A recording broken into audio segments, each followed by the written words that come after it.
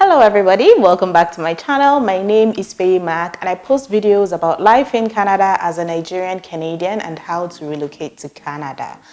If this is your first time here, thanks for clicking. If you're a returning subscriber, thanks for always coming back. In this video, I'm going to be talking about winter. A couple of years back, or was it last year? Sometime back, I filmed a video about my first winter experience and I was supposed to follow that up with like tips for winter. But at the time, I think I was pregnant and I just wasn't on YouTube.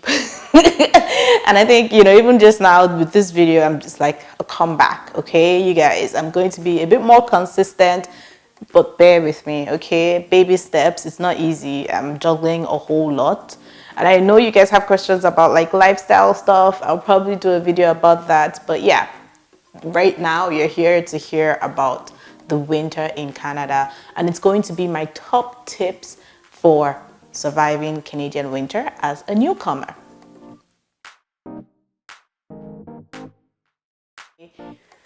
I know we have newcomers from all around the world, from the US, from the UK, from Nigeria, from anywhere. However, Canadian winter is a bit different from most places. So there are a few tips that I wanted to throw out there just so that you coming in as an international student or as a permanent resident or skilled worker can survive the winter without, some of the experiences that some of us had when we didn't have this information. For reference, I'm speaking from my perspective as somebody who lived in the province of Nova Scotia and the province of Ontario. I haven't lived in Alberta or any of the prairie provinces, so yeah, I don't know any specialized tips for those areas, but generally Canadian winter in Ontario, I think is a good kind of standard to go by, so enjoy. I have my phone here, so I'm going to be looking at my notes just so that I don't miss anything out. Number one is winter tires. I know that there are some people that do not believe in winter tires. They believe in all season tires as opposed to having winter tires. I've had both, and I personally think that winter tires have a specific type of grip to actually help you during the winter. Now, during a snowstorm or a blizzard, it doesn't necessarily mean that if you have winter tires, you can just speed past and, all is well. No, I've had several kind of incidents, as I told you in my previous video about Canadian winter. Even with winter tires, you can still slide off the road. You can still, be kind of stepping on your brakes and not have your car stop. Winter tires don't automatically save you completely from crashes or accidents, but I believe that they actually reduce the chances of you being involved in an accident. Winter tires have a better grip than regular tires, and so from December, sometimes even November, we start to change our tires. So we change from our regular tires or all season tires. This is speaking for myself and my family, and we change to winter tires. And by the time the snow ends around March, April, we switch back to our regular tires. So like I said, I have all seasons tires, but I use all seasons for every other season except the winter. And for the winter, I use winter tires just because in my experience, it's a safer option. And also, even when you have insurance, when you're trying to get an insurance policy, they'll ask you if you have winter tires for the winter, those kind of things. It's clear that winter tires are your safest bet when it comes to tires for Canadian winter. So definitely consider getting some. Number two is regarding heating your home. I personally leave my heater on at least 15 degrees Celsius even when I'm not in the house. I say at least because when I'm in the house, it's usually like 24, 25, okay? A girl cannot come and freeze. But when I'm not around, truthfully speaking, I think I usually just leave it on 25 all along, but that's why my utility bills are ridiculous. But what I'm saying is leave it at least 15 degrees Celsius when you're not around. It could be higher, okay, but it shouldn't go lower. The reason I'm saying this is because when you step out and you turn your heater off completely, if it's freezing, there's a chance that the waters running through your pipes can actually freeze and burst. And once that thaws, it can cause a flood in your home. You do not want to deal with flooding just because of that kind of error. It's something that I was advised, like the moment I came into my first apartment in Canada, this was in Nova Scotia, the first thing that they told me was, oh, make sure you always leave your heater on 15, at least 15 degrees Celsius, even when you're not in the house, just so that, your pipes don't freeze and it doesn't cause flooding.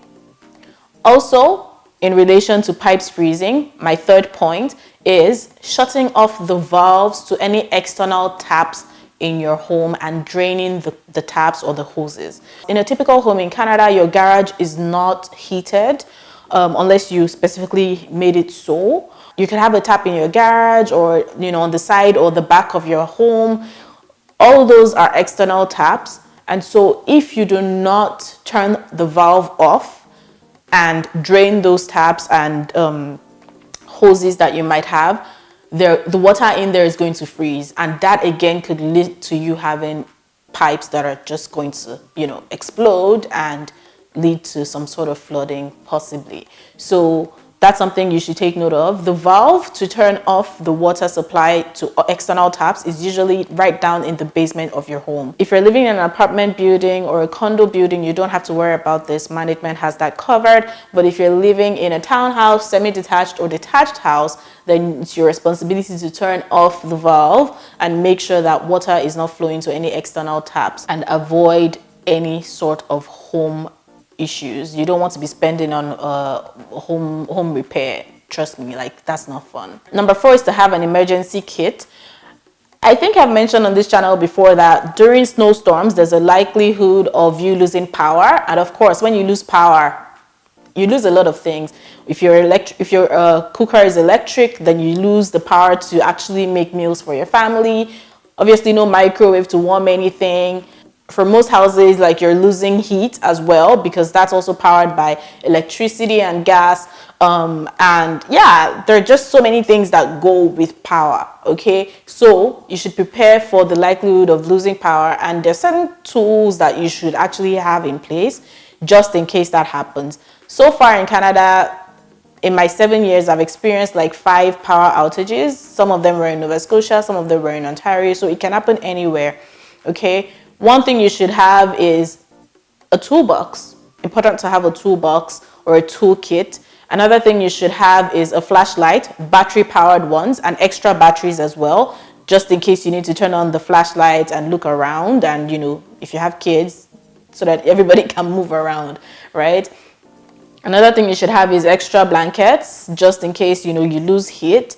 This happened last year in Ottawa, where they lost power for, I think even in Edmonton as well, I heard from people living there that they lost power for about 24 to 48 hours. That's crazy, right? So you want to make sure that you have extra blankets.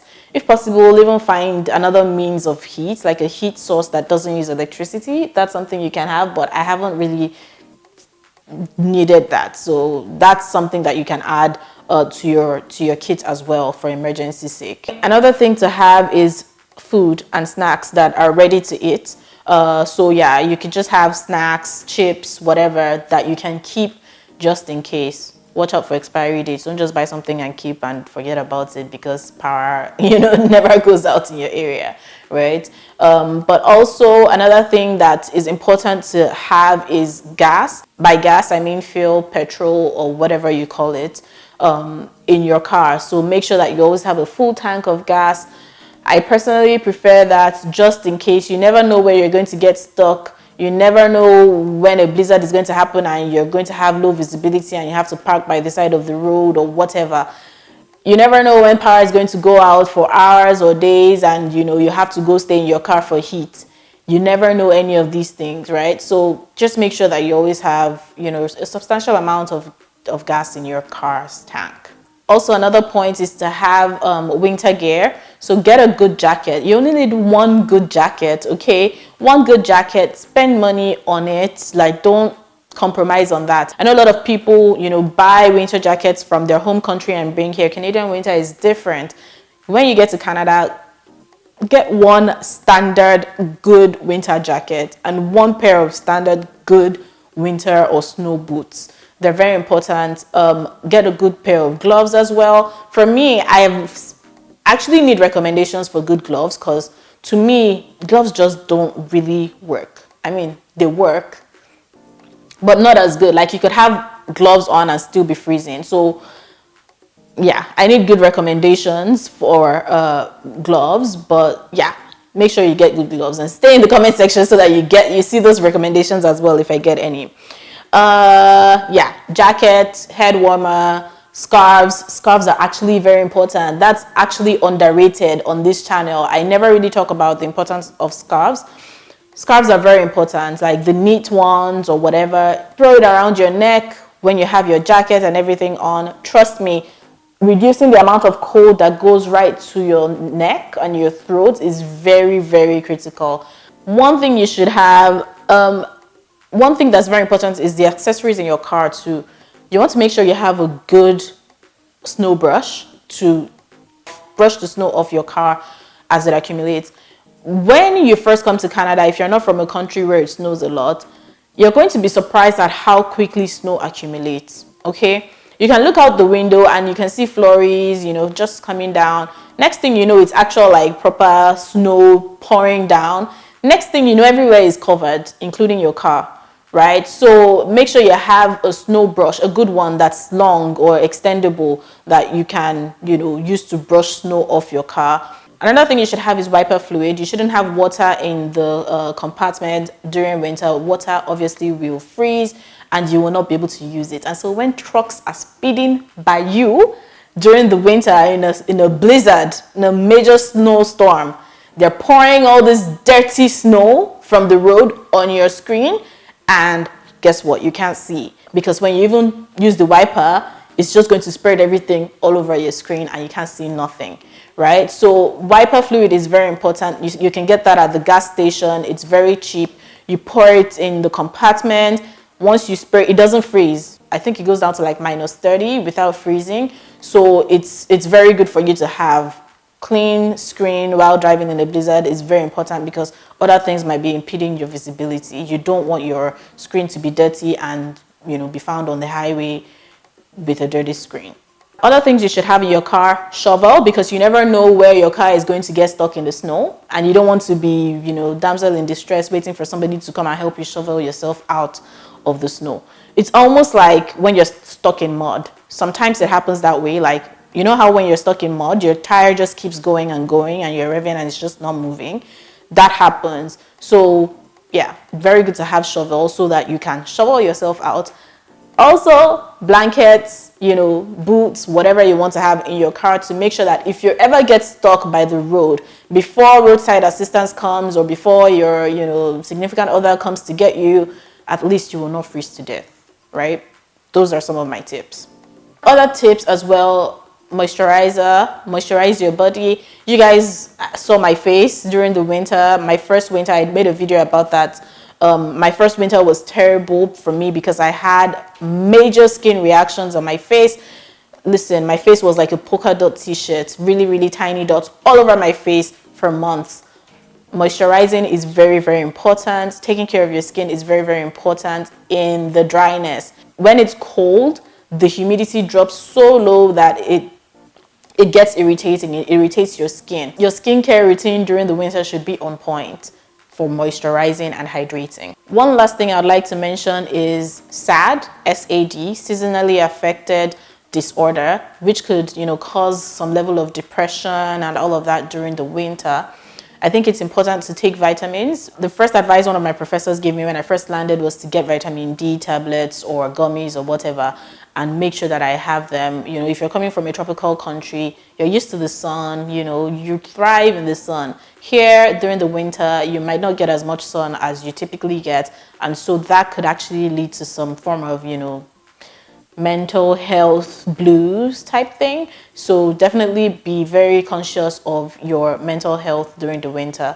If you can find activities, and I need to take this advice as well because I don't practice this. I don't go out during the winter. I avoid any unnecessary waka. And if you're like me, and you don't like the cold, maybe do that as well. But make sure you find things that make you happy and keep you occupied during the winter if you cannot go out for snow or winter activities. Okay? I think that's all that I had. Yeah.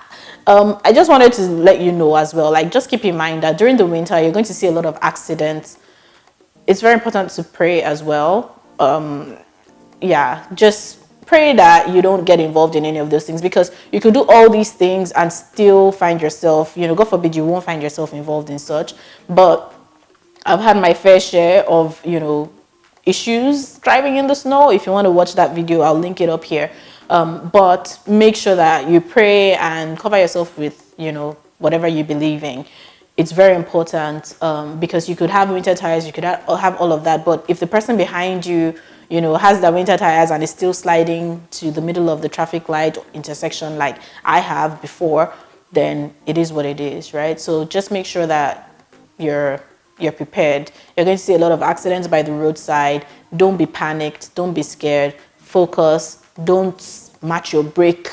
Don't step on your brake too aggressively. Learn to drive in the winter slowly, right? Don't just get on the road and be doing gra like, the style of some of us where we're coming from, right? So yeah. Well, that's all I have for today.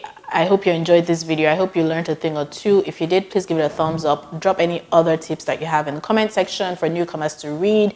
This is a community. We're all helping each other. Please drop any advice that you have for first winter people in the comment section. I hope you enjoyed this video. Make sure you subscribe, and I'll see you in my next one. Bye-bye.